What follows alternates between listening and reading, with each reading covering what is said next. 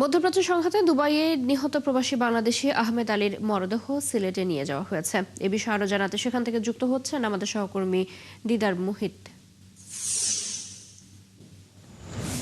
দিদার, মরদেহ হস্তান্তর প্রক্রিয়ার কি খবর আছে আপনার কাছে? এছাড়া তার জানাজা দাফনের বিষয়ে কোনো তথ্য আছে কিনা, সব মিলিয়ে জানাবেন।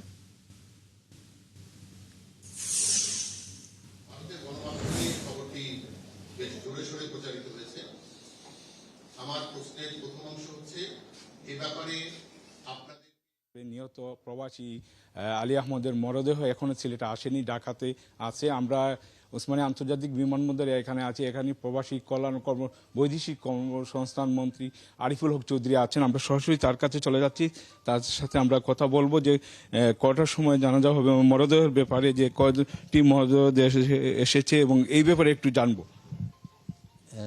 ধন্যবাদ। আমাদের মরদেহ আজকে সকালে 8:20 এসে ঢাকায় পৌঁছবে এবং 11:55 ফ্লাইটে সিলেট বিমানবন্দরে মরদেহ এসে পৌঁছবে এবং তারপরে আমরা এখান থেকে তার গ্রামের বাড়ি বড়লেখাতে নিয়ে যাব এবং তার পরিবার সেখানে সিদ্ধান্ত নেবে কখন তার জানাজা হবে।